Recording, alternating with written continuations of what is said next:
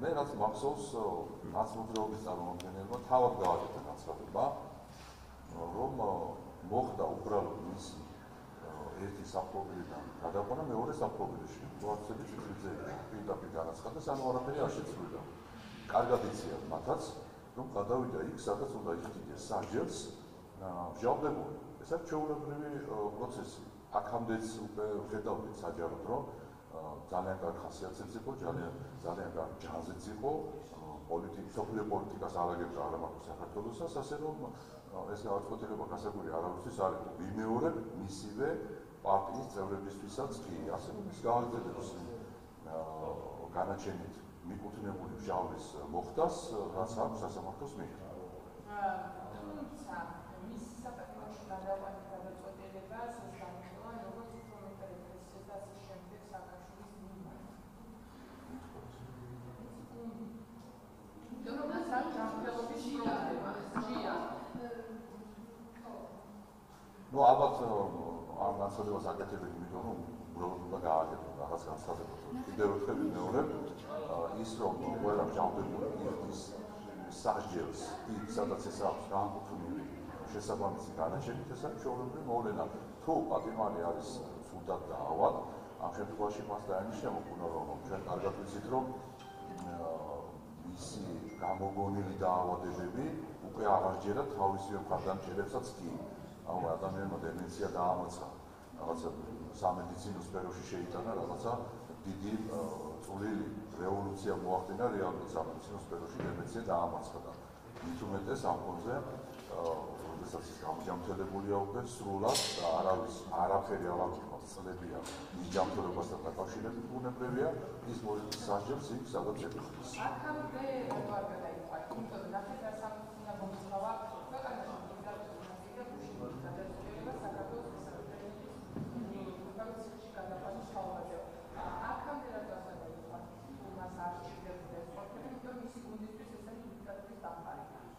აქამდე რა გადაიყვანეს ეს კითხვები არსებობდა საზოგადოებაში ჩვენც გქონდა, მაგრამ ნუ როგორც ჩანს შესაბამისმა დაწესებულებამ, იცით რომ რა თქმა უნდა ისინი გადიან კონსულტაციებს სამედიცინო სფეროს წარმომადგენლებთან, ასე მიიჩნიეს საჭირო სწორედ კიდევ ერთხელ ვიმეორებ, სწორი უთქვა თუ ასეთი კითხვა დასვეს, რომ რატომ აქამდე არ გადაიყვანეს, კი ბატონო, ეს კითხვა ჩვენ გვაქვს და შესაბამისად გქონდა, მაგრამ ნუ ესე ჩაითვალა საჭირო როგორც ჩანს სამედიცინო სფეროს კონსულტაციების საფუძველზე და მოხდა ის, რაც წესით ალბათ აქამდეც უნდა მოხდა.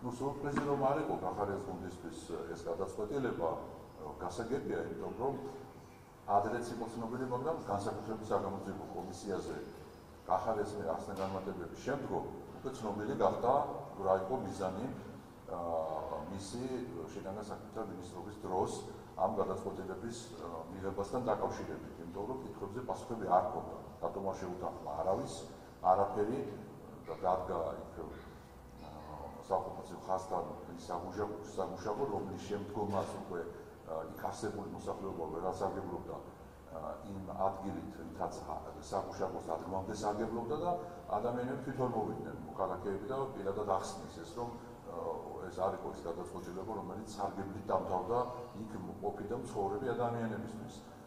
ასევე ის ფაქტი, რომ არავის არ შეუთანხმა ჩვენებებია მიცემული არც უსაფრთხოების სამსახურს, რომელიც რეალურად ყველაზე მეტად მართავს საოკუპაციო ხაზთან პროცესებს და ასე შემდგომ. ასე რომ გამომდინარე აქედან მათ შორის საერთაშორისო სასამართლოს მიერ მიღებული გადაწყვეტილება არსებობს, რომ გამოძიება გაგრძელდეს უცებისთან დაკავშირებით და ასე შემდგომ. ამიტომ სურპრიზი ნამდვილად არ იყო ამაში ვეთანხმებით.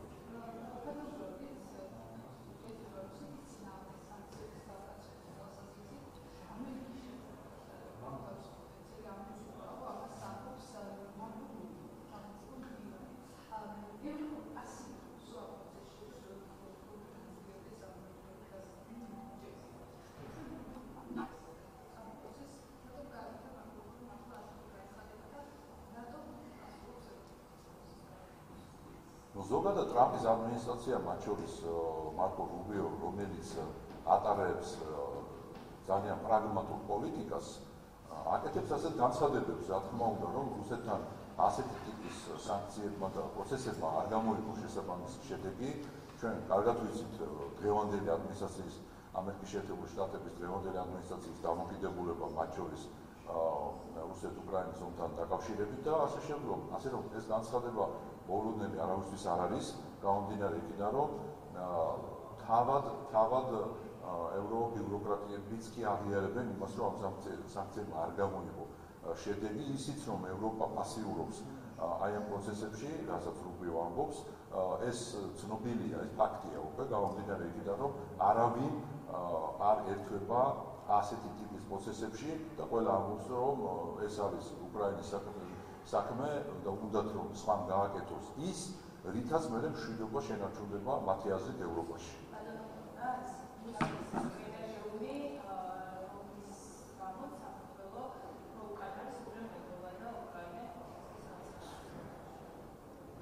მე დარწმუნებული ვარ, რომ ჰერჩინსკი კარგად იცის მისივე ევროკომისიის ანგარიშები, ასევე საერთაშორისო ინსტიტუტების კვლევების შედეგები, რომ საქართველოს წინ არის არა მარტო უკრაინა, მოლდოვაზე, არამედ ყველა კანდიდატ ქვეყანაზე და ხშირ შემთხვევაში უსწრებს წევრ ქვეყნებსაც კი ევროკავშირის, მათ შორის მთავრობის ეფექტიანობასთან დაკავშირებით, გამჭვირვალობასთან დაკავშირებით, კორუფციასთან, ბრძოლასთან დაკავშირებით. ალბათ ჰერჩინსკი გულისხმობდა, რომ მოლდოვა წინ არის იმით საქართველოზე, რომ SNG-ს წევრია, უკრაინა წინ არის, რომ სამწუხაროდ იქ ომია და სამბედნიეროდ საქართველოში მშვიდობაა, უკრაინა ალბათ წინ არის იმის, რომ იქ LGBT აღლუმები ტარდება და საქართველოში ეს არ ტარდება, ამით ნამდვილად წინ არიან მოლდოვა და უკრაინა, რომ საქართველო არც SNG-ს წევრია, არც აღლუმები ტარდება LGBT, არც ომია ქვეყანაში და ამით შეიძლება ითქვას, რომ საბედნიეროდ ჩამოვრჩებით მოლდოვას და უკრაინას, მაგრამ ეს ხომ ის კრიტერიუმები არ არის, რომლითაც ზოგადად ფასდება ევროპული ღირებულება. აი აქ ეშლება ბატონ ჰერჩინსკის. უпроსტად კი არ ეშლება ასეთი დავალება აქვს, რომ ევროპულ ღირებულებად გაუსალოს საზოგადოებას არ გამოსდის, მაგრამ ცდილობს ომი, LGBT პროპაგანდა, SNG-ს წევრობა, ნომერ პირველი კორუმპირებულობა, როდესაც უკრაინა ნომერ პირველ კორუმპირებულ ქვეყნად არის აღიარებული, ამაში ნამდვილად გვისწრებს უკრაინა საქართველოს. ასე რომ ბატონ ჰერჩინსკის შევახსენოთ, რომ ევროპული ღირებულება არ არის არც ნომერ პირველ ქვეყნად კორუმპირებულ ქვეყნად აღიარება, არც LGBT აღლუმები, არც ომი და არც SNG-ს წევრობა.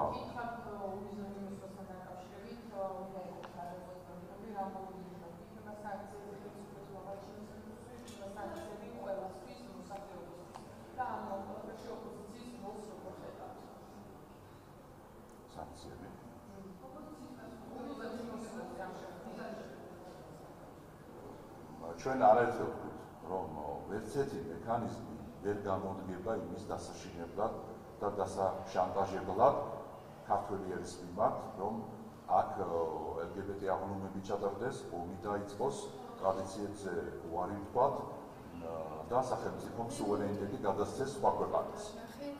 აი, ამას არ გააკეთებ ქართველი ერი, არაფრის გამო.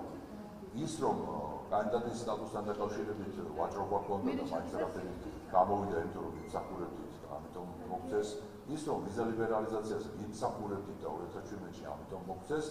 ეხლა თუ უნდა დასჯის მექანიზმად ეს გამოიყენონ, ნუ აქ წინ ვერავინ დაუდგება, მაგრამ რაც მთავარია, ამას ქართველი ხალხი ძალიან კარგად ხედავს, რომ უსამართლო მიდგომები, განცხადებები, ქმედებები არ ჭრის ქართულ საზოგადოებაზე. პირიქით უფრო ხდება მობილიზება, იმიტომ რომ უსამართლო განცხადებები და უსამართლო შეტევა ქართული სახელმწიფო სუვერენიტეტზე პირიქით ამობილიზებს ქართულ საზოგადოებას იმისთვის, რომ დადგეს მხარად და დაიცვას თავისი ქვეყნის სუვერენიტეტი.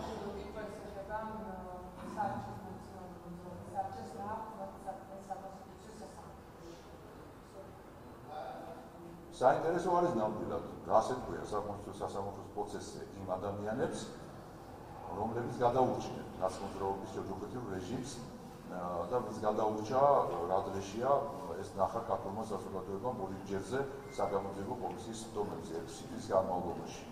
და საინტერესო ასეულებიან იმ ხალხს, ვის წინააღმდეგში აქვს არჩევი, აი ხალხის წინააღმდეგში აქვს არჩევი, ვინც იმ ქვეყნად გაისტუმრეს, ან ამ ქვეყნად დარჩა და ტრაგიკულ მდგომარეობაშია და ზოგს ქონება ჩამოართვეს და აქ რო იყო საზოგადოება მოსული, ხმას რო ვერ იღებდა ერთ-ერთი მათი პარტიული ტელევიზიები, იმ ხალხის წინააღმდეგ შეაქვთ ეს არჩევანი. ერთი-ორი ადამიანი მაინც მოიყენო გვერდით და ჩაატარო ბრიფინგი, რომ საგამოძიებო კომისიაზე ვინმე რამე არასწორად თქვა და საგამოძიებო კომისიის დასკვნაში მეტი არაფერი არ წერია, გარდა იმისა, რასაც ახსნა განმარტებებს იძლეოდა ის ადამიანები, ვინც მოდიოდნენ, რომლებიც ამბობდნენ ნაცმოძრაობის ბრჭყალებში დამნაშავე რეჟიმის ბრჭყალებში ქმედებებს. ეს არის მოცემულობა. შესაბამისად, საინტერესო იქნება ნამდვილად, რას უპასუხებს აი ხალხს ნაცმოძრაობის წარმომადგენლების საკონსტიტუციო სასამართლოზე.